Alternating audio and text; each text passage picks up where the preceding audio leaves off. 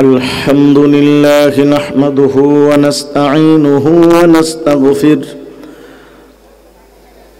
ونؤمن به ونتوكل عليه ونعوذ بالله من شرور أنفسنا ومن سيئات أعمالنا من يهده الله فلا مضل له ومن يضلله فلا هادي له ونشهد أن لا إله إلا الله وحده لا شريك له ونشهد أن سيدنا وسندنا وحبيب ربنا وأولانا ومولانا محمدا عبده ورسوله الذي أرسله بالحق بشيرا ونذيرا وداعيا إلى الله بإذنه وسراجا وقمرا منيرا أما بعد فقد قال الله تبارك وتعالى في كلامه مجيد وفي فرقانه الحميد أعوذ بالله من الشيطان الرجيم بسم الله الرحمن الرحيم ولنبلونكم بشيء من الخوف والجوع ونقص من الأموال والأنفس والثمرات وبشر الصابرين صدق الله مولانا العظيم وصدق رسوله النبي الكريم ونحن على ذلك من الشاهدين والشاكرين والحمد لله رب العالمين اللهم صل على سيدنا محمد النبي الأمي وعلى آله وسلم تسليما اللهم صل على روح محمد في الأرواح وعلى جسد محمد في الأجساد وعلى قلب محمد في القلوب وعلى قبر محمد في القبور একটু মহব্বতের সঙ্গে সবাই জিকির করছি লা ইলাহা ইল্লাল্লাহ লা ইলাহা ইল্লাল্লাহ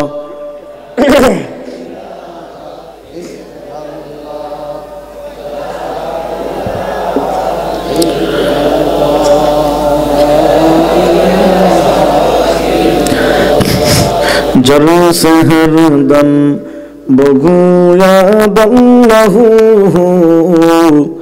नगोयद टन टना टन टन टू टू जरूर से हरदम बगुयादल्लाहु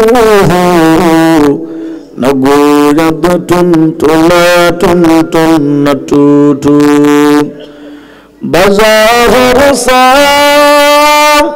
मैं आयद के टूटो के बरमाना बगुयादल्लाहु ला इलाहा इल्लल्लाह ला इलाहा इल्लल्लाह ला इलाहा इल्लल्लाह ला इलाहा इल्लल्लाह हाथे करो हाथेर काम पाए करो पायर काम हाथे करो हाथेर काम আয় কর পায়ের কাম। জবান শুধু বলো মুমিন, জবান শুধু বলো মুমিন, আল্লাহ পাকের জাতি নাম। লা ইলাহা ইল্লাল্লাহ, লা ইলাহা ইল্লাল্লাহ।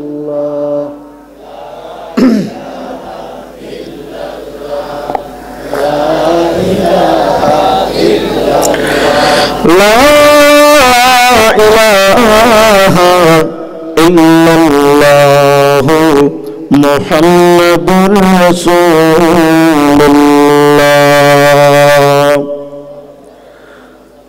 আলহামদুলিল্লাহ قدر خيرا وخبرا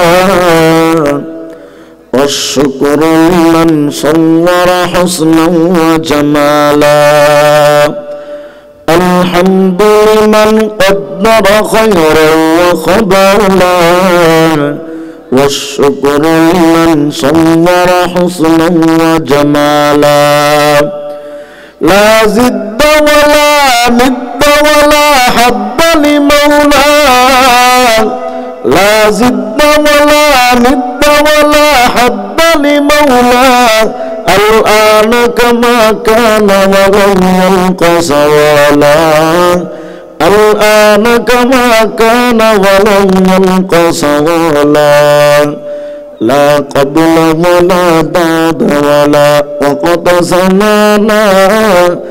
لا والد ولا ولد ولا أم لا خالا. لا والد ولا ولد ولا أم لا خالا. الحمد لله আল্লাহ পাক রব্বুল আলামিনের আলিশান দরবারে লাখো কোটি শুকর আদায় করছি যে আল্লাহ পাক রব্বুল আলামিন আমাদেরকে নলুয়া গ্রামবাসীর উদ্যোগে অত্র এলাকার মৃত ব্যক্তিদের রুহের মাগফিরাত কামনায় প্রথম বার্ষিক ওয়াজ মাহফিলে আল্লাহ পাক আমাদেরকে শরীক হওয়ার জন্য, আল্লাহ পাক আমাদেরকে অতি তাড়াতাড়ি মাহফিলের প্যান্ডেলে এসে বসার জন্য কবুল করেছেন, তৌফিক দিয়েছেন। এজন্য টাঙ্গাইলবাসী আপনারা খুশি না বেজার? সবাই মনে হয় খুশি না। সব ভাইয়ের মুখ থেকে কেমন জানি মনে হয় আওয়াজ এখনো পর্যন্ত আমি পাইনি। সবাই একটু গলার আওয়াজ উঁচু করে বলেন তো, আপনারা খুশি না বেজার? কম না বেশি? যদি আমরা বেশি খুশি হয়ে থাকি, আসুন মালিকের দরবারে সবাই একসঙ্গে কালেমাতুশ শুকর আদায় করছি। সবাই একসঙ্গে বলছি আলহামদুলিল্লাহ। আরো জোরে বলছি আলহামদুলিল্লাহ। আমার ভাইরা, খুব লং টাইম কথা হয়তো বলবো না, যেহেতু আমার পরের একজন আলোচক আছেন, এজন্য খুব লং টাইম আপনাদের সামনে সময় নিব না, অল্প সময় কথা বলবো। আল্লাহ পাকের কাছে দোয়া করছি, আপনাদের কাছে দোয়া চাচ্ছি, উম্মতের জন্য কল্যাণকর কিছু কথা আল্লাহ পাক যেন আমার জবান থেকে বের করেন। সবাই একটু জোরে বলেন তো আমিন।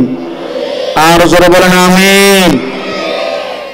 শুরুতে একটা কথা বলে নেওয়া ভালো, সেটা হলো আমি কোনো রাজনীতি করি না, কোনো রাজনৈতিক দলের সঙ্গে জড়িত না, এজন্য ভয় পাওয়ার কোনো কারণ নাই।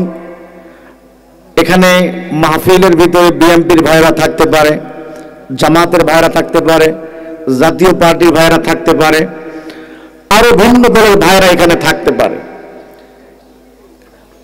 আমরা রাজনৈতিক স্বার্থে ভিন্ন ভিন্ন দল করতে পারি, কিন্তু ইসলামের স্বার্থে আমরা সবাই এক। কথা বলেন ঠিক কিনা?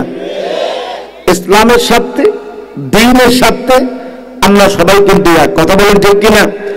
যখন কোন নাস্তিক, যখন কোন বেঈমান আমার রসুলকে নিয়ে কটূক্তি করবে, আমার রসুলকে নিয়ে বাজে মন্তব্য করবে, ব্লগাররা যখন আমার রসুলকে নিয়ে ব্লগে বাজে মন্তব্য করবে, তখন আমি রাজনৈতিকভাবে যে দল করি না কেন, চাই সেটা আওয়ামী লীগ হোক, চাই সেটা বিএনপি হোক, চাই সেটা জাতীয় পার্টি হোক, সে যে দলই করুক না কেন, আমার ইসলামকে নিয়ে, কোরআনকে নিয়ে, রাসূলকে নিয়ে, আল্লাহকে নিয়ে যদি কেউ বাজে মন্তব্য করে, আপনার সঙ্গে সঙ্গে ইসলামের খাতিরে সবাই এক হয়ে কাজ করবে। কথা বলে ঠিক কিনা?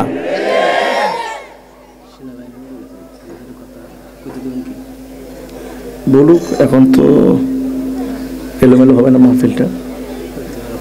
হ্যাঁ, বলবে, ওনার আগ্রহ আছে। 2 মিনিট খুব দ্রুত বলতে পারেন, খুব দ্রুত বলতে পারেন না, এলোমেলো হয়ে যাবে মাহফিলটি। বলেন, খুব দ্রুত বলতে পারেন।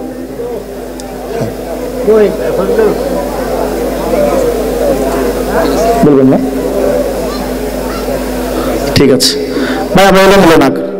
অনেক ভাইদেরকে দেখছি আমরা এই প্যান্ডেলের কাছে আমরা দাঁড়িয়ে আছি। আমাদের ডান পাশে এখনো পর্যন্ত অনেক জায়গা ফাঁকা আছে, ডান পাশে অনেক জায়গা ফাঁকা আছে। আমার কলেজের টুকরা যুবকদেরকে বলছি, যুবকদেরকে আমি অন্তর থেকে মহব্বত করি, অন্তর থেকে ভালোবাসি। যুবকদের জন্য স্পেশালি কিছু কথা হবে ইনশাআল্লাহ। এজন্য যারা আমরা এদিক সেদিক রাস্তাঘাটে বিশেষ করে দাঁড়িয়ে আছি, রাস্তার মধ্যে যারা আমরা দাঁড়িয়ে আছি, বিশেষ করে প্যান্ডেলের রাস্তাঘাটে দাঁড়িয়ে আছি, আমরা এখানে ভিড় না করে ডান দিকে এখনো পর্যন্ত বেশ কিছু জায়গা ফাঁকা আছে, আমরা সেখানে চলে আসি। আল্লাহ পাক ভাইদেরকে তৌফিক দান করেন, সবাই জোরে বলেন আমিন। আসুন সামনের দিকে যাই। তো যে কথা বলছিলাম, আমরা রাজনৈতিক স্বার্থে আমরা যে কোনো দলের সাপোর্ট হই না কেন, কিন্তু ইসলামের স্বার্থে আমরা সবাই এক। টাঙ্গাইলবাসী কথা বলেন ঠিক কিনা? আমাদের রাসূল কয়জন? আমাদের প্রভু কয়জন? সুতরাং আমরা এক আল্লাহর, আমাদের রাসূলের উম্মত। সুতরাং আমরা সবাই এক হয়ে একসঙ্গে কাজ করতে চাই। কথা কন ঠিক কিনা? সবাই একসঙ্গে কাজ করবো তো ইনশাআল্লাহ। আল্লাহ সবাইকে তৌফিক দান করেন, সবাই জোরে বলেন আমিন। কোনো ভূমিকা নয়, ডাইরেক্ট আলোচনার দিকে চলে যাচ্ছে। কোরআনুল কারীম থেকে একটা আয়াত আমি পাঠ করেছি। আল্লাহ পাক যদি তৌফিক দান করেন, আয়াতকে সামনে রেখে কিছু আলোচনা করবো। আমা তৌফিক ইল্লা বিল্লাহ। এই আয়াতের মধ্যে আল্লাহ রাব্বুল আলামিন আমাদেরকে বলছেন, ওয়ালা নাবলুওয়ান্নাকুম, অবশ্যই অবশ্যই আমি আল্লাহ তোমাদেরকে পরীক্ষা করব। যারা এখানে ছাত্র আছে, উলামা ইকরাম আছেন, ভালোভাবে জানেন যে ওয়ালা নাবলুওয়ান্নাকুম, লামে তাকিদ, নুনে তাকিদ, আল্লাহ পাক ডবল তাকিদ দিয়ে বলছে অবশ্যই অবশ্যই তোমাদেরকে পরীক্ষা করা হবে। আমার ভাইরা বলেন তো, ছাত্র যত ভালোই হোক না কেন, সে যদি আগে থেকে না জানে যে তার পরীক্ষা সামনে আছে, হঠাৎ করে যদি পরীক্ষা সামনে চলে আসে, তার কি রেজাল্ট ভালো হওয়া সম্ভব আছে? কথা বলেন না, রেজাল্ট ভালো হওয়া সম্ভব? আর ছাত্র যদি আগে থেকেই জানে হ্যাঁ আমার পরীক্ষা হবে, আবার কোন কোন বিষয় পরীক্ষা হবে সেটাও যদি ছাত্র জানে, তাহলে তো 100-তে 100 পাওয়ার কথা। কথা বলেন ঠিক কিনা? আমরা যেন 100-তে 100 পাই, আল্লাহ রাব্বুল আলামিন এতটা দয়া করেছেন, এতটা মায়া করেছেন, আল্লাহ যে পরীক্ষা নেবেন সেটাও জানিয়ে দিয়েছে, কি কি পরীক্ষা নেবে আল্লাহ তাও জানিয়ে দিয়েছে। আস্তে বলেন সুবহানাল্লাহ, জোরে বলেন সুবহানাল্লাহ। আমার টাঙ্গাইলের মুসলমানেরা কথাগুলো দিনের কান দিয়ে বোঝার চেষ্টা করেন। ও বড় মাইকের আওয়াজ যাদের কান পর্যন্ত যায়, বাবা সবাইকে বলি কথাগুলা দিলের কান দিয়ে বোঝার চেষ্টা করো রে বাবা। এলাকার যুবক ভাই, বৃদ্ধ বাবাজিরা, আপনারা আমাকে বলতে পারেন যে হুজুর, আমরা এই জায়গার মধ্যে কোরআনের মাহফিলের মধ্যে, তাফসীর মাহফিলের মধ্যে আমরা যে বসে আছি, হুজুর আমাদের কোনো লাভ হবে কিনা, আমাদের কোনো ফায়দা হবে কিনা? ও মুসলমান, মাহফিলে বসার ফায়দা তো বিভিন্ন হুজুরের মুখ থেকে বিভিন্ন ভাবে শুনেছেন। আমি আপনাদেরকে আজকে একটা ফজিলত শোনাই। আল্লাহ রাব্বুল আলামিন কোরআনুল কারীমের মধ্যে সূরাতুল জিলজালের মধ্যে বলেন, ইযা যুলজিলাতিল আরদু জিলজালাহা ওয়া আখরাজাতিল আরদু আথকালাহা ওয়া ক্বালাল ইনসানু মা লাহা ইয়াওমাইযিন তুহাদ্দিসু আখবারাহা। আল্লাহ রাব্বুল আলামিন সূরাতুল জিলজালের মধ্যে বলেন, ইয়াওমাইযিন তুহাদ্দিসু আখবারাহা। এই যে জমিনের মধ্যে বসে বসে আজকে যে আমরা এই তাফসীর শুনছি, ও মুসলমান, কিয়ামতের ময়দানে আল্লাহ রাব্বুল আলামিন এই জমিন আল্লাহর দরবারে সাক্ষী দিয়ে দিবে, এই জমিনের মধ্যে বসে বসে, জমিনের মধ্যে বিচরণ করে করে যারা যত গুনাই করুক না কেন, জমিন কিন্তু কিয়ামতের ময়দানে আল্লাহর দরবারে সাক্ষী দিয়া দিবে। যারা দুনিয়ার মধ্যে দুর্নীতি করলো, ও মুসলমান, যারা দেশের টাকা বাহিরের মধ্যে পাঠায়া দিয়ে দিল, যারা দেশকে নিয়ে এত বড় ষড়যন্ত্র করলো, এই জমিন কিন্তু কিয়ামতের ময়দানে আল্লাহ রাব্বুল আলামিনের দরবারে তাদের বিরুদ্ধে মামলা দায়ের করবে। জমিন আল্লাহকে ডাক দিয়া বলবে, আল্লাহ তোমার সমস্ত বান্দাগুলো আমি জমিনের উপর বিচরণ করে করে এরা দুনিয়ার মধ্যে বিপর্যয় সৃষ্টি করেছে, এরা দেশের মধ্যে দাঙ্গা হাঙ্গামা লাগানোর জন্য চেষ্টা করেছিল। ও মালিক, আমি জমিন সাক্ষী দিলাম এরা সব গুনাহ হলো শয়তানের দল। কিন্তু মুসলমান, টাঙ্গাইলের মুসলমান ভাই, ও পর্দার অন্তরালের মা, কিন্তু যারা আমরা এই জায়গার মধ্যে এই মাঠে বসে তাফসীর শোনার জন্য বসে গেছি, আরে যুবক ভাই, জমিন কিন্তু মালিকের দরবারে তোমার জন্য, আমার জন্য, সবার জন্য কিয়ামতের ময়দানে আল্লাহর কাছে সাক্ষী দিবে। জমিন আল্লাহ তাআলাকে ডাক দিয়ে বলবে, আল্লাহ,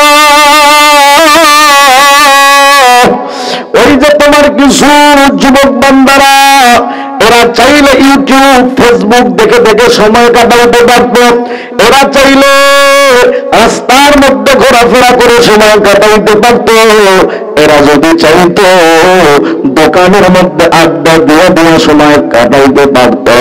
কিন্তু আল্লাহ ওই সমস্ত যুবকের আড্ডাবাজি বন্ধ করে দিয়া ওই কোরআনের তাফসীর শোনার জন্য ওই মাঠের মধ্যে বসে বসে কোরআনের তাফসীর শুনেছে। আল্লাহ, এই জমিন আল্লাহর কাছে আপনার পক্ষে সাক্ষী দিবে। এ বিদ্যাবাজিরা, জমিন কিন্তু আল্লাহর কাছে আপনার পক্ষে, সবার পক্ষে সাক্ষী দিবে। জমিন আল্লাহকে ডাক দিয়া বলবে, আল্লাহ, এই সমস্ত বান্দাগুলো তোমার বড় পাগল, এই সমস্ত বান্দাগুলো কোরআনের বড় পাগল। এ টাঙ্গাইলের মুসলমানেরা বলেন তো, জমিনের সাক্ষীকে গ্রহণ করিয়া আমার আল্লাহ যদি চায় আপনার আমার সবার জিন্দেগীর গুনাহগুলো ক্ষমা করে দিবে, এমন দয়া আর মায়া আমার আল্লাহ আছে না? না। আর আওয়াজ দিয়া বলে, মুসলমান, আল্লাহ পাকের দয়া মায়া আছে না? না। মালিকের নামটা গলার আওয়াজ উঁচু করে সবাই জোরে বলে তো আল্লাহ। কারো জবান বন্ধ থাকবে না, সবার জবান থেকে মালিকের নামটা বের হবে। আকাশ বাতাস মুখরিত করে সবাই গলার আওয়াজ উঁচু করে বলেন তো আল্লাহ। এই মুসলমান ইমানদার কথা বলা দিনের কান দিয়ে বোঝো, গলার অবস্থা খুব একটা ভালো না। প্রত্যেক দিন মাহফিল চলার কারণে, ঠান্ডার কারণে গলার অবস্থা খুব একটা ভালো হচ্ছে না। তবে আল্লাহর কাছে দোয়া করছি, আপনাদের কাছে দোয়া চাইতেছি, যতক্ষণ কথা বলবো আল্লাহ পাক রব্বুল আলামিন যেন কণ্ঠের সুস্থতা দান করেন। সবাই বলেন না আমিন। তো যে কথা বলছিলাম, আল্লাহ পাক রব্বুল আলামিন বলছেন, ওয়ালা নাবলুওয়ান্নাকুম, অবশ্যই অবশ্যই আমি আল্লাহ তাআলা তোমাদেরকে পরীক্ষা করব। আল্লাহ পরীক্ষা করবে। কি পরীক্ষা করবে? আল্লাহ তাআলা সেটা বলে দিয়েছেন। এক নম্বর আল্লাহ পরীক্ষা করবে বলে বিমাল খাউফ, আল্লাহ পাক ভয়ের মাধ্যমে বান্দাগুলোকে পরীক্ষা করবে। আপনার কাছে আমার কাছে ভয় চলে আসতে পারে, যে কোনো সময় ভয় চলে আসতে পারে। আমাদের ঈমানকে হরণ করার ভয় হতে পারে, আপনি গুনাহের মধ্যে জড়িয়ে যাওয়ার ভয় হতে পারে, আপনি যে কোনো হারাম কাজের মধ্যে জড়িয়ে যাওয়ার ভয় হতে পারে। যে কোনো ভয়ের মাধ্যমে আল্লাহ পাক রব্বুল আলামিন আপনাকে পরীক্ষা করবে। কিন্তু মুসলমান জন্য বরং তো মুসলমানরা একমাত্র ভয় পাবে কাকে? আল্লাহর নাম নিতে কষ্ট হয়, জোরে বলেন আল্লাহ। মুসলমানরা একমাত্র ভয় পাবে আল্লাহকে। যার ভিতরে আল্লাহর ভয় থাকবে সে কোনোদিন বাতিলের সামনে মাথা নত করতে পারে না। কথা বলেন ঠিক কিনা?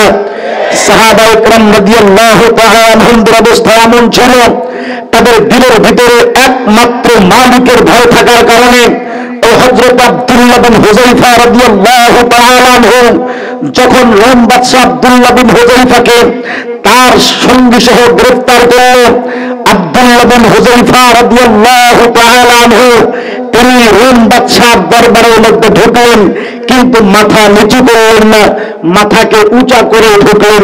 অথচ রোম বাদশার দরবারের মধ্যে ঢোকার নিয়ম হলো মাথাকে নিচু করে ঢুকতে হয়।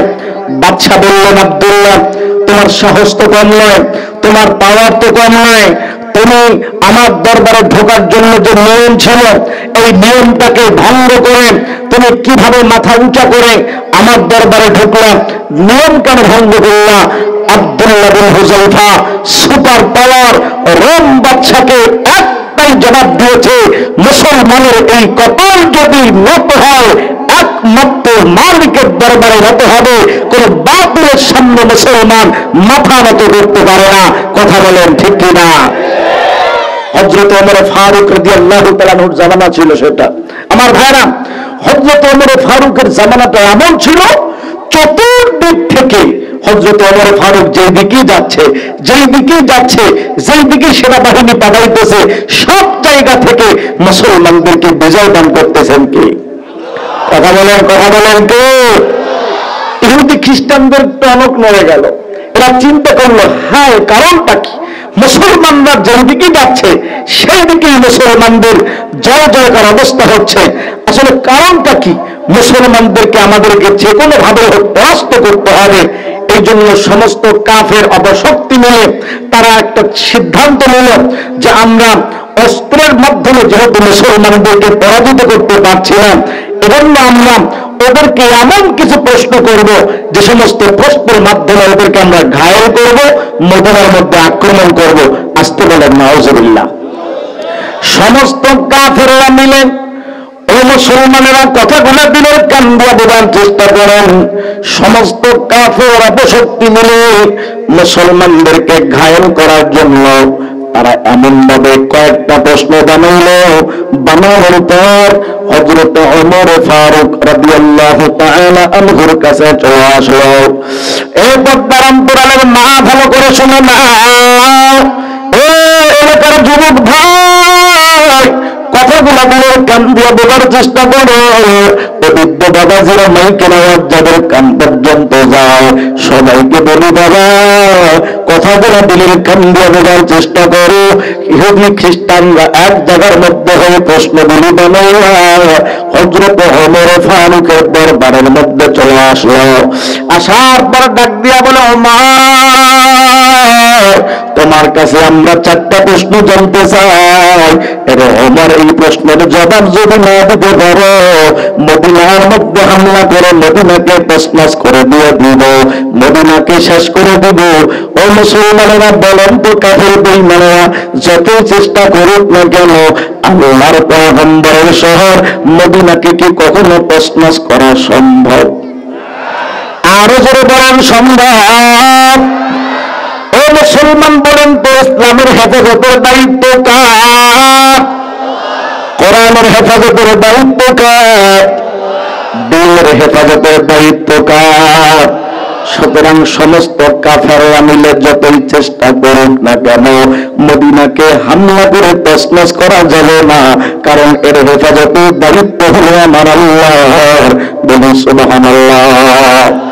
কিন্তু হযরত ওমর ফারুক রাদিয়াল্লাহু তাআলা আনহু অর্ধ পৃথিবীর বাদশা হযরত ওমর, ও মুসলমান ইমানদার আল্লাহর গোলাম, এই হযরত ওমর রাদিয়াল্লাহু তাআলা আনহুর কাছে কাফেররা এসে বলল, ওমর, তোমার কাছে এমন চারটা প্রশ্ন জানতে চাই, এই চার প্রশ্নের জবাব তুমি আমাদেরকে দাও।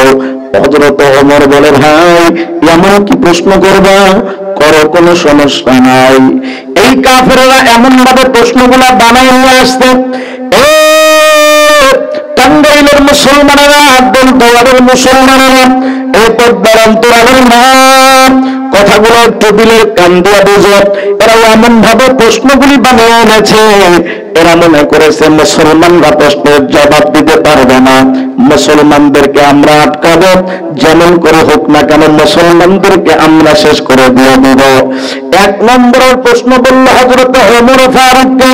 ওমরকে ডাক দিয়া বলে, ওমর, আমাদের 1 নম্বরের প্রশ্ন হলো, এমন দুইজন ভাইয়ের ইতিহাস তুমি আমাদেরকে বলে দাও, যেই দুই ভাই একই সঙ্গে জন্মগ্রহণ করলো, আবার একই সঙ্গে ইন্তেকালও করলো, জন্ম আর মৃত্যু একই সঙ্গে হলো, কিন্তু এক ভাইয়ের বয়স আর এক ভাই থেকে 100 বছর বেশি। বলেন তো কয়শো বছর বেশি? সাধারণ মাথায় কি মনে হয়, জন্ম আর মৃত্যু যদি একসঙ্গে হয়, আর একজনের বয়স কি 100 বছর বেশি হওয়া কি সম্ভব? প্রশ্ন শুনে হযরত ওমরের মাথাটা ঘুরে গেল, কারণ কাফেররা তো ওমরকে আটকানোর জন্য প্রশ্নটা করেছে। হযরত ওমর কিছু বুঝতে দিলেন না, ডাক দিয়ে বলে, ভাই তোমাদের কি আরো কোনো প্রশ্ন আছে আমাকে করতে পারো?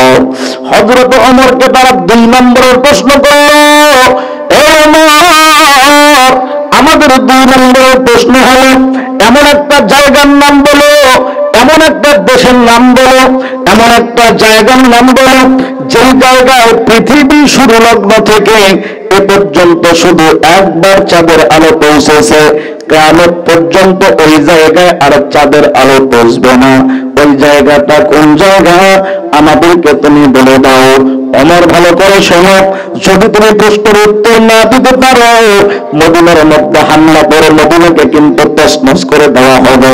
হযরত ওমর চিন্তায় পড়ে গেলেন, হায় হায় এরা কি কথা বলে, পৃথিবীর মধ্যে প্রত্যেকটা দিন তো আকাশের মধ্যে চাঁদ ওঠে, চাঁদের আলো তো পৃথিবীর সব জায়গার মধ্যে প্রত্যেকটা দিন ছড়িয়ে পড়ে, এটা আবার কেমন জায়গা যেই জায়গায় পৃথিবী শুধু একবার চাঁদের আলো পৌঁছেছে, কিয়ামত পর্যন্ত আর সেখানে চাঁদের আলো পৌঁছবে না, এটা আবার কোন জায়গা? হযরত ওমরের মাথার মধ্যে নাই। হযরত ওমর প্রশ্ন শুনে টেনশনের মধ্যে পড়ে গেল। এই মুসলমান ইমানদার আল্লাহর গোলাম, কথাগুলো দিনের কান দিয়ে বোঝার চেষ্টা করো। ও পদ্মার অন্তরালের মা, বৃদ্ধ বাবাজিরা, মাইকের আওয়াজ যাদের কান পর্যন্ত যায়, বাবা সবাইকে বলি কথাগুলো দিনের কান দিয়ে বোঝার চেষ্টা করো। হযরত ওমরকে তারা 3 নম্বরের প্রশ্ন করলো, আমাদের 3 নম্বরের প্রশ্ন হলো, এমন একজন জেলখানার মালিক জেলার আছে, জেলার তার কয়েদিকে তার আসামিকে বলেছে, আমার জেলখানায় তুমি থাকো, আমার জেলখানায় তুমি খাও, জেলখানার মধ্যে সবকিছু চলবে, খাওয়াও চলবে, দাওয়াও চলবে, থাকাও চলবে, কোনো সমস্যা নাই, কিন্তু তোমার নিঃশ্বাস নেওয়া যাবে না। মুসলমানেরা বলুন তো, জেলখানার মধ্যে কি নিঃশ্বাস ছাড়া থাকা সম্ভব? কথা বলেন, কথা বলেন, থাকা সম্ভব? প্রশ্নগুলি শুনে হযরত ওমর রাদিয়াল্লাহু তাআলার মাথা ঘুরতেছে, কি প্রশ্ন করছে এরা? আর ওরা তো এমন ভাবে প্রশ্নগুলি বানানো এনেছে যাতে করে মুসলমানদেরকে আটকানো যায়, মুসলমানদেরকে খেপানো যায়, মুসলমানদের সঙ্গে লড়াই করা যায়, মুসলমানদেরকে শেষ করা যায়, এমন ভাবে তারা প্রশ্নগুলি বানিয়ে এনেছে। হযরত ওমর প্রশ্ন শুনে হতবাক হয়ে গেলেন, কেমন সম্ভব? নিঃশ্বাস ছাড়া কি আবার জেলখানায় থাকা যায়? হযরত ওমর টেনশনে পড়ে গেলেন। হযরত ওমর বললেন, ভাইজান আরো কি কোনো প্রশ্ন আছে? বলে আছে তো। বলে বলেন আর কি প্রশ্ন আছে?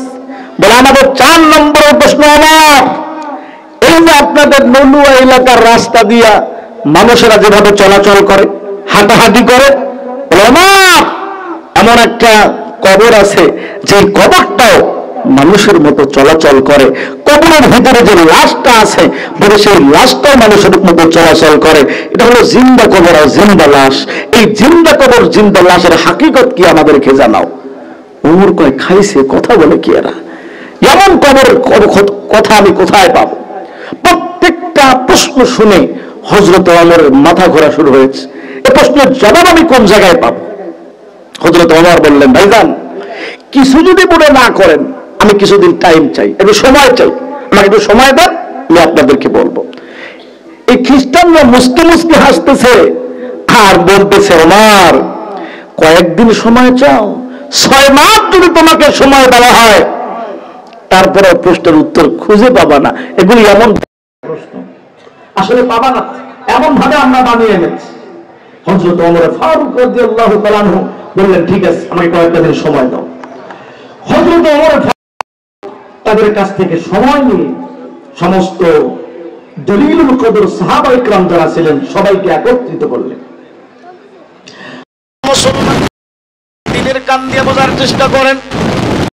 হযরত ওমর ফারুক রাদিয়াল্লাহু আনহু জলিলুল কদর বড় বড় সাহাবা ইকরামদেরকে একত্রিত করার পর হযরত ওমর রাদিয়াল্লাহু তাআলা আনহু ডাক দিয়ে বলে, ওমরের সাহাবা ইকরামের দল, আপনাদের মধ্যে কে আছে প্রশ্নের জবাব দেওয়ার জন্য? সাহাবা ইকরামের দল, আপনারা ভালো করে খ্রিস্টান কাছে 4টা প্রশ্ন করেছে। এই সাহাবা ইকরামের দল, তোমার কে আছো 4টা প্রশ্নের জবাব দেওয়ার জন্য দাঁড়ায় যাও।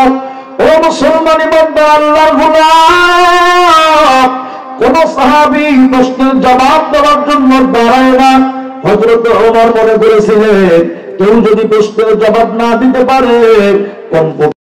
আলী রাদিয়াল্লাহু তাআলা আনহু প্রশ্নের জবাব দিতে পারবে, কারণ আমার পয়গম্বর বলেছে আনা মাদিনাতুল ইলমি ওয়া আলিয়্যুন বাবুহা, আমি পয়গম্বর হলাম ইলমের শহর, আর ওই ইলমের দরওয়াজা হলো আমার সাহাবী আলী।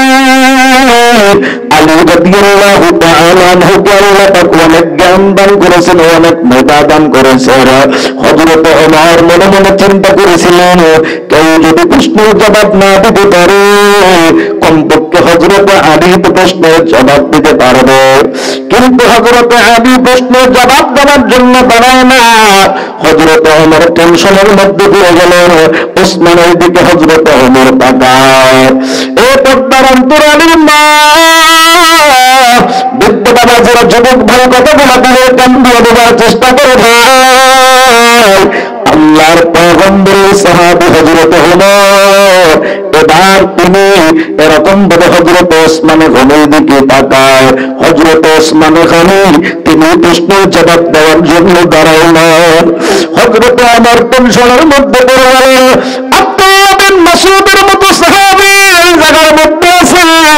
হযরত ওমর তাকায়, হযরত আব্দুল্লাহ বিন মাসউদের মতো এত বড় সাহাবী তিনি হতে পারেন না। হযরত ওমর বুঝতে পারলেন কোন সাহাবী প্রশ্নের জবাব দেওয়ার জন্য দাঁড়াতে পারবে না। এই জন্য হযরত ওমর দেরি না করিয়া ডাইরেক্ট আমার মালিকের দরবারে কল লাগায় দিল। আমার মালিকের কাছে চাওয়া আরম্ভ করলেন। জোরে বলেন সুবহানাল্লাহ। এই টাঙ্গাইলের দিলদুয়ারের মুসলমানেরা কথাগুলো দিল দিয়ে বুঝে ভাই, আমার আল্লাহর এত দয়া, এত আল্লাহর কোন বান্দা যদি মালিকের দরবারে চাওয়ার মতো চাইতে পারে, আমার আল্লাহর এত দয়া, আল্লাহ পাক রব্বুল আলামিন খালি হাতে ফেরত দেন না। জোরে বলা যায় না সুবহানাল্লাহ। আবার সেই জায়গার মধ্যে চাইতেছে যে হযরত আমিরুল মুমিনিন খলিফাতুল মুসলিমিন, ও মুসলমান কে এই হযরত ওমর যখন রাষ্ট্রপ্রধান ছিলেন, হযরত ওমর যখন খলিফাতুল মুসলিমিন ছিলেন, মদিনার মধ্যে এরকম ভাবে ভূমিকম্প তৈরি হওয়া শুরু হয়ে গেছে। হযরত ওমর রাদিয়াল্লাহু তাআলা আনহু হাতের মধ্যে যে লাঠিটা ছিল, ওই হাতি দিয়ে হাতের লাঠিটা দিয়া এরকম ভাবে তিনি জমিনের মধ্যে আঘাত করলেন।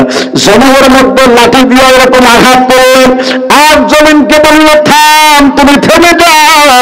এ জমিন, আমি কি তোমার মধ্যে ইনসাফ প্রতিষ্ঠিত করিনি? তোমার মধ্যে যদি আমি ইনসাফ প্রতিষ্ঠিত করে থাকি, তাহলে কি জন্য তোমার মধ্যে কাঁপাকাঁপি হচ্ছে? ভূমিকম্প কি জন্য তৈরি হইতেছে? হযরত ওমর রাদিয়াল্লাহু তাআলা আনহু লাঠির আঘাতে ওই যে মদিনার মধ্যে ভূমিকম্প বন্ধ হয়েছে। আজও পর্যন্ত মদিনার মধ্যে ভূমিকম্প নয়। যে বলেন তো এগুলি যিনি করেন অনেককে, আমার মালিকের নামটা জোরে নেওয়া যায় না মুসলমান? জোরে বলেন না আল্লাহ। ও মুসলমান, এই রাতে কেন আপনাদেরকে বারবার আল্লাহর নাম বলে জানো? আল্লাহর কোন বান্দা যদি আল্লাহ আল্লাহ আল্লাহ আল্লাহ আল্লাহ আল্লাহ বলে, আল্লাহ পাক রব্বুল আলামিন এত খুশি হয়, আল্লাহ পাক রব্বুল আলামিন ফেরেশতাগুলোকে ডাক দিয়া বলে, এ ফেরেশতার দল তোরা তাকায় ওই যে আমার যুবক বান্দারা, ওই যে আমার যুবতী বান্ধবীরা, এরা যদি চাইতো এই রাত্রিবেলা ইউটিউব ফেসবুক দেখে দেখে সময়গুলো কাটাইতে পারত, বয়ফ্রেন্ড গার্লফ্রেন্ডের সঙ্গে কথা বলে বলে সময় কাটাইতে পারত, কিন্তু আমার এই যুবক যুবতী বান্দারা সব কিছুকে বন্ধ করে দিয়া, ওই যে আমার বৃদ্ধ বান্দারা, ওই যে আমার বান্দিরা, তারা সব কাম কাজগুলোকে বন্ধ করে দিয়া এখন তারা দেখো রাত্রিবেলা ঘুমানোর সময়, কিন্তু না ঘুমাইয়া আমি মালিকের দরবারে দেখো তারা আল্লাহ আল্লাহ আল্লাহ করতেছে। এর ফেরেশতারা বলতে সাক্ষী থাক, এই সমস্ত বান্দাগুলো আমি মালিকের দিকে পাবো। ও ফেরেশতারা, এরা আমি আল্লাহকে মহব্বত করে, এরা আমি আল্লাহকে অনেক ভালোবাসে। আমার বান্দাগুলো যদি আমি আল্লাহর কাছে চাই, খালি হাতে ফেরত দেবো না, তাদের চাওয়া পাওয়া পূর্ণ করে দেব আমি আল্লাহ। জোরে বলা যায় না আল্লাহ। এসো না আল্লাহর গান গাই, এসো না প্রাণ ঝুরাই, এসো না আল্লাহর গান গাই, এসো না প্রাণ ঝুরাই। আল্লাহু আকবার বলো, আল্লাহু আকবার, আল্লাহু আকবার বলো, আল্লাহু আকবার। টাঙ্গাইল মধ্যে দুয়ারের ভাইরা, আল্লাহু আকবারকে একটু জোরে আওয়াজ দিয়ে বলা যাবে না? যুবকেরা একটু কথা বলে আল্লাহু আকবার জোরে বলা যাবে না? আল্লাহু আকবার কেন যুবকেরা জোরে বলবে না? কারণ আল্লাহু আকবার নিয়েও কিন্তু অনেক ইতিপূর্বে চক্রান্ত হয়েছে। কথা বলো ঠিক কিনা? বিগত সময় আমরা দেখেছি এক নাস্তিক বলেছিল, এক কুলাঙ্গার বলেছিল আল্লাহু আকবারের ধ্বনি থেকে নাকি তারা জঙ্গির ঘ্রাণ পায়। আস্তাগফিরুল্লাহ, নাউজুবিল্লাহ। জোরে বলেন তো। তারা বলেছিল এই আল্লাহু আকবার নাকি কোনো দলীয় স্লোগান। কথা বলেন তো, আল্লাহু আকবার কি কোনো দলীয় স্লোগান হতে পারে? আল্লাহু আকবার কোনো দলীয় স্লোগান নয়। আল্লাহু আকবার হলো মুসলমানদের ধ্বনি। ওই মুসলমানেরা, এটা হলো আমাদের 95% মুসলমানের দেশ। যেই দেশের মধ্যে যখন সূর্য ওঠে তার আগে সকাল উদিত হয়, আল্লাহু আকবারের ধ্বনি দিয়ে সকাল উদিত হয়। যখন সূর্য ডোবে তখন আল্লাহু আকবারের ধ্বনি দেওয়া হয়। যখন সন্তান ভূমিষ্ঠ হয় তখন ডান কানের মধ্যে আদমের সময় আল্লাহু আকবার বলা হয়। যখন সন্তান ভূমিষ্ঠ হয় বাম কানের মধ্যে ইকামত দেওয়ার সময় আল্লাহু আকবার বলা হয়। যখন কেউ দুনিয়া থেকে বিদায় নেয় তখনও জানাজা নামাজের মধ্যে শেষ শব্দ যেটা বলা হয় সেটাও তো আল্লাহু আকবার। কথা বলেন ঠিক কিনা? সুতরাং আল্লাহু আকবার কোনো দলীয় স্লোগান নয়। যারা আল্লাহু আকবার এই স্লোগান নিয়ে ইতিপূর্বে বাজে মন্তব্য করেছিল, কটাক্ষ করেছিল, আল্লাহ পাক তাদেরকে এমন বেইজ্জতি করেছে, এখন মানুষ তাদেরকে ঘৃণার চোখে দেখে। কথা বলেন ঠিক কিনা? আমার ভাইরা কথা বলেন তো, সম্মান দেওয়ার একমাত্র মালিককে? আর একটা জোরে বলেন না, সম্মান দেওয়ার মালিককে? ক্ষমতা পাইলে কি সম্মান পাওয়া যায়? আপনারা দেখেছেন ওই বুশের কথা, যে চেয়ারের মধ্যে বসে থাকা অবস্থায় জুতার এরকম ভাবে জুতা ফিকে খেয়েছিল। কথা বলেন ঠিক কিনা? সুতরাং এই চেয়ারের মধ্যে বসলেই যে সে সম্মান পাবে বিষয়টা কিন্তু এমন না। সম্মান দেওয়ার একমাত্র মালিক যিনি, জোরে বলেন উনি কে? আর জোরে বলেন উনি কে? আশ্চর্য হয়ে যায় কখন জানেন? এই সমস্ত লোকদের মুখ থেকে যখন আমরা শুনতাম যেই ব্যক্তিটি হাদিস শরীফ পড়ায়, যে ব্যক্তিটি শাইখুল হাদিস, যেই ব্যক্তিটি বুখারী শরীফ পড়ায়, এমন একজন ব্যক্তির নামে যখন তারা বৈধ স্ত্রীর মাধ্যমে যখন ধর্ষকের মামলা দেয়, শয়তান বলে তোমরা যে মিথ্যা বানোয়াট মামলা দিতেছ, তোমরা যে মিথ্যা কথা বলতেছ, এটা আমি শয়তানেও বিশ্বাস করি না। কথা বলে ঠিক কিনা? আপনারা ইতিপূর্বে দেখেছেন আল্লামা দেলোয়ার হোসেন সাঈদী রহমতুল্লাহ আলাইহি, আমি অন্তর থেকে ওনাকে মহব্বত করি, ভালোবাসি। এজন্য আমাদের ওয়াজে আসার সবচাইতে বড় মাধ্যম এবং কারণ যাকে ফলো করে আমরা মূলত এই ওয়াজের ময়দানে এসেছি। আমরা যখন ছোটবেলা ছিলাম এরকম ক্যাসেটের মধ্যে আওয়াজ শুনতাম আল্লামা দেলোয়ার হোসেন সাঈদী হুজুরের কণ্ঠে, সেই এরকম ভাবে কান্না মাখা ওয়াজ গুলি, যার ওয়াজ শুনে শুনে আমরা ওয়াজ এবং বক্তা হওয়ার জন্য আগ্রহী হয়েছি। এমন একজন ব্যক্তি দেশের মাটিতে নয়, বিদেশের লোকেরাও যাকে অনেক বড় আল্লামা জানে, অনেক বড় বুজুর্গ হিসেবে জানে, কিন্তু আমাদের দেশে এমন কিছু পাপী নেতা আর পাপী খ্যাতা ছিল যারা রাত্রিবেলা নাইট ক্লাবের মধ্যে নিয়ে সময় কাটাইতো, মদ আর গাঁজা দিয়ে যাদের রাত কাটিয়ে দিল। এইরকম বেয়াদব যখন আল্লাহ রাসূল সাল্লাল্লাহু আলাইহি ওয়াসাল্লামের ওয়ারিস ওয়ারাসাতুল আম্বিয়া উলামায়ে কেরামদেরকে ধর্ষক বলে, শয়তান বলে, আমি এটা বিশ্বাস করি না। উলামায়ে কেরামের সম্মান আগে যেমন ছিল এখনো আছে, কিন্তু যারা উলামায়ে কেরামকে ছোট করতে চেয়েছিল আল্লাহ পাক তাদেরকে এতটাই ছোট করেছে, মনে হয় না আগামী 100 বছরে এদের নাম মানুষ আর ভালো করে নেবে। কথা বলেন ঠিক কিনা? ইতিহাস থেকে শিক্ষা নিতে হবে, ইতিহাস থেকে শিক্ষা নিতে হবে। নমরুদের ইতিহাস আমরা বারবার বলেছিলাম যে নমরুদ এত বড় পাওয়ারফুল ছিল, এত বড় পাওয়ারফুল ছিল, কিন্তু যখন ইসলামের বিরুদ্ধাচরণ করেছে, নবীর বিরুদ্ধে চলে গেছে, নমরুদকে আল্লাহ ল্যাংড়া মশা দিয়া শায়েস্তা করেছে। কথা কোন ঠিক কিনা? ফেরাউনের ইতিহাস আমরা বলেছিলাম,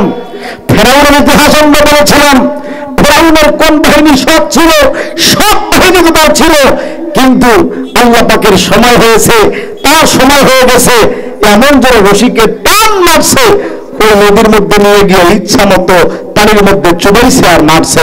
কথা বলেন ঠিক কিনা? ইতিপূর্বে ইতিহাস থেকে শিক্ষা নিতে হবে। আমরাও ভেবেছিলাম আসলে কেমনে সম্ভব, যেভাবে চতুর্দিক থেকে যেভাবে একের পর এক সাজায় গোছায় রাখতেছে, মনে হয় আর সম্ভব হবে না, কিন্তু আল্লাহ বলে সব তো আমি আল্লাহর কাছে। কথা কন ঠিক কিনা? জালেমের জুলুম ইতিপূর্বে কোনোদিন বরদাস্ত হয় নাই। যারাই জুলুম করেছে আমার ভাইরা একটা কথা মনে করবেন, যখন দেখবেন কেউ জুলুমের মাত্রা বেড়ে যায় তখন মনে করবেন তার পতনের সময় হয়ে যায়। কথা বলেন ঠিক কিনা? জুলুম যখন বাড়বে পতনের সময় তখন চলে আসবে। যখন নমরুদ ইব্রাহিম আলাইহিস সালামকে আগুনের মধ্যে ফেলে দিল, যখন মুসা আলাইহিস সালামকে ফেরাউন যখন একের পর এক বনী ইসরাঈলদেরকে কষ্ট দিতে লাগলো, এরকম ভাবে আমাদের উলামায়ে কেরামকে বর্তমান সময়ে একের পর এক যখন বিনা দোষে একের পর এক রিমান্ডে নিয়ে উলামায়ে কেরামকে এরকম কষ্ট দিতেছিল, আল্লাহ বলে আর সহ্য করা যায় না। নবীকে যারা অসম্মানী করেছিল তাদের যে অবস্থা হয়েছে, ওয়ারাসাতুল আম্বিয়া উলামায়ে কেরামকেও যারা এরকম খারাপ অবস্থা করতেছে তাদেরকেও আমি আল্লাহ তেমনই শাস্তি দেব। আল্লাহ পাক যা বলেছেন তাই হয়েছে। কথা বলেন ঠিক কিনা? আরো কথা বলেন ঠিক কিনা? এজন্য বলছিলাম আল্লাহু আকবারের স্লোগান কোন জঙ্গি স্লোগান নয়। আল্লাহু আকবারের স্লোগান এটা মুসলমানরা তো দিবে, কারণ মুসলমানরা আল্লাহু আকবারের স্লোগান দিয়েই তো এক যুদ্ধের ময়দানে বিজয় লাভ করেছিল। সুবহানাল্লাহ কি জোরে বলেন।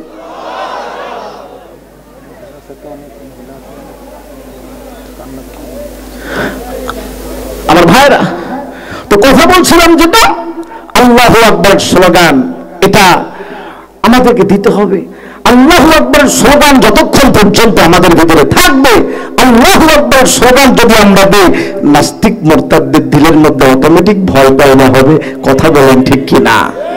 আল্লাহু আকবার স্লোগান তাদের ভালো লাগে না। তো ইতিপূর্বে তো বলা হয়েছিল যে এই স্লোগান যেন আর কোন ওয়াজ মাহফিলের মধ্যে আল্লাহু আকবার স্লোগান না দেওয়া হয়।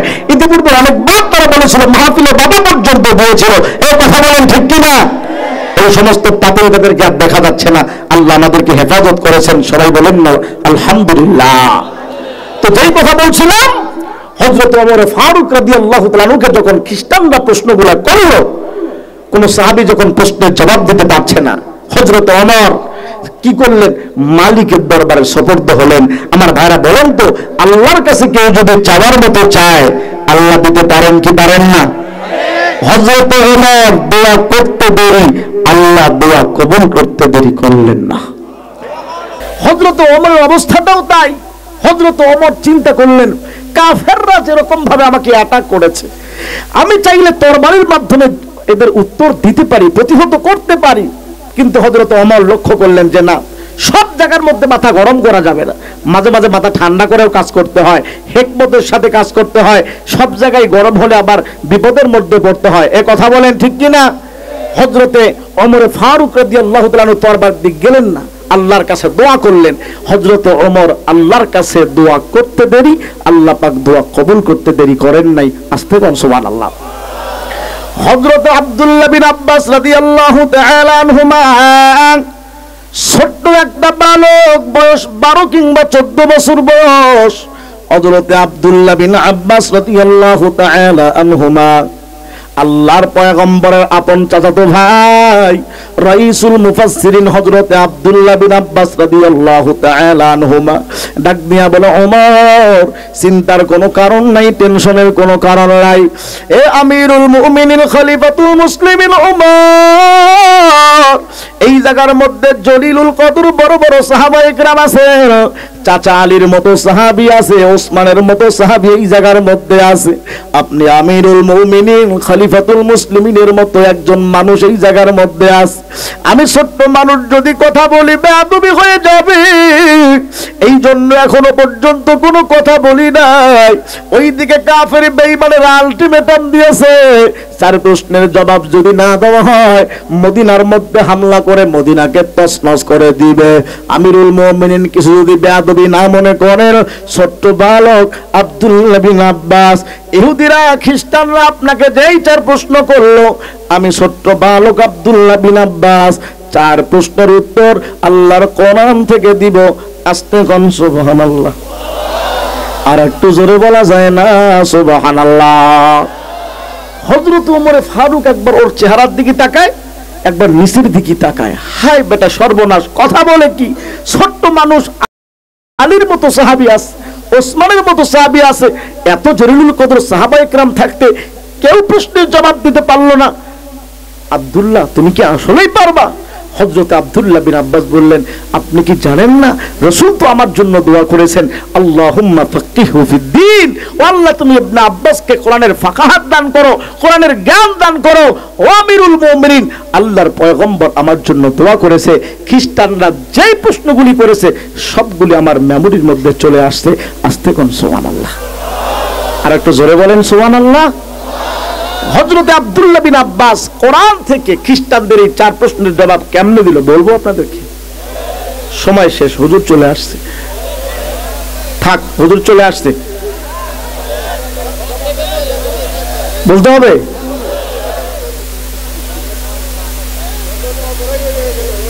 পিছনে ভাইদের কষ্ট হচ্ছে, খালি মনে করতেছে প্রধান বক্তা আসে না কে, এ হুজুর ভাঙ্গা গলা দিয়ে কি ওয়াজ করতেছে বলি চলবে? হুজুরের কষ্ট হবে। আবার সবগুলি দেবো না, যেহেতু বলেছি একটা উত্তর দিচ্ছি, সবগুলি বলার সময় নাই, কারণ প্রধান বক্তা যখন আসে আসলে কথা বলা ঠিক না। কারণ আমরা তো সবসময় শেষে ওয়াজ করি, দেখা যায় যে ওই দ্বিতীয় বক্তা যখন আমাকে বসে থেকে পাশে ওয়াজ করে আমার নিজেরই খারাপ লাগে। সুতরাং আসলে এক বক্তাকে পাশে রেখে কথা বলা যায় না। যাক, আমি মনে করেছিলাম আমার টাইমটা 10:30 পর্যন্ত, আসলে সেভাবে এগুচ্ছিলাম, কিন্তু আসলে 10:15 আমাকে না বলে না নিয়ে আসছে। যাক, আমি 10:30 হিসেবে আলোচনা চালাচ্ছিলাম যাতে করে 10:30 আলোচনা শেষ করা যায়। তো যাক, চলে আসছে যেহেতু বলেছি, 1-2টা বলি, সবগুলি বলা যাবে না, সময় নাই। তো হযরত ওমর ফারুক রাদিয়াল্লাহু তাআলা আনহুকে একটা প্রশ্ন করা হয়েছিল, ওমর, জেলখানার মালিক জেলার বলেছে আমার জেলখানায় থাকবি, আমার জেলখানায় খাবি, সব কিছু চলবে, কিন্তু কি নেওয়া যাবে না? মনে আছে কি নেওয়া যাবে না? আব্দুল্লাহ বিন আব্বাস রাদিয়াল্লাহু তাআলা আনহুমা কোরআন খুলে হযরত ওমর ফারুককে জবাবটা জানায়া দিলেন। আস্তে কোন সুবহানাল্লাহ, জোরে বলেন সুবহানাল্লাহ। أعوذ بالله من الشيطان الرجيم بسم الله الرحمن الرحيم ثم خلقنا النطفة علقة فخلقنا العلقة مضغة فخلقنا المضغة عظاما فكسونا العظام لحما ثم أنشأناه خلقا آخر فتبارك الله أحسن الخالقين الله أكبر أنا رسول الله أكبر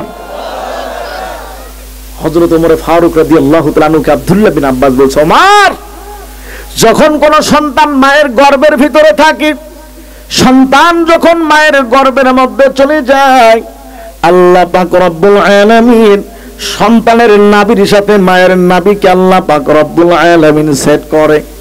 আল্লাহ পাক রব্বুল আলামিন এই সন্তানটাকে মায়ের নাভির মাধ্যমে খাবার দাবারের ব্যবস্থা করে। ও টাঙ্গাইলের দেলদুয়ারের ভাই, কথাগুলা দিলের কান দিয়া বুঝো, কথাগুলো একটু দিলের কান দিয়া বোঝার চেষ্টা করো। বলেন তো মুসলমানেরা, সন্তান যখন মায়ের পেটের ভিতরে থাকে, মায়ের পেটের মধ্যে থাকা অবস্থায় সন্তান কি বাহ্যিকভাবে আমরা যেভাবে অক্সিজেন নিঃশ্বাস নেই, মায়ের পেটের মধ্যে সন্তান আমাদের মতো কি সেখানে নিঃশ্বাস নিতে পারে? কথা বলেন, পারে? আল্লাহ পাক রব্বুল আলামিন দেখায় দেন, পৃথিবীর মানুষ, ও আমার বান্দারা, আমি আল্লাহর এত ক্ষমতা, ইন্নাল্লাহা আলা কুল্লি শাইইন কাদির।